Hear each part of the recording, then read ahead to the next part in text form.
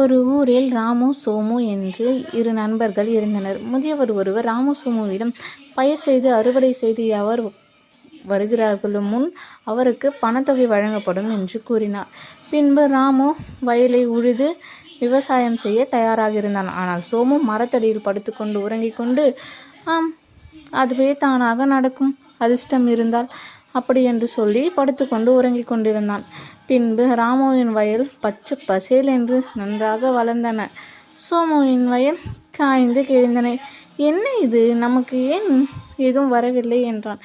பின்பு அறுவடை செய்து ராமு தனது அறுவடை செய்த கதிர்களை முதியவரிடம் கொடுத்து தனது பணத்தொகையை பெற்றுக்கொண்டான். ஆனால் சோமுவுக்கு ஒன்றுமே இல்லை. சோமு ஏன் நமக்கு எதுவுமே இல்லை என்று கவலையாக இருந்தான். அப்பொழுது பெரியவர், உழைப்பின்றி ஊதியம் இல்லை. நீ அமைதியாக மரத்தடியில் உறங்கிக் கொண்டிருந்தால் எதுவும் நடக்காது. உழைத்து செய், ஊதியம் உண்டு, பலனும் உண்டு என்று சொல்லி அவர் சென்று விட்டார்.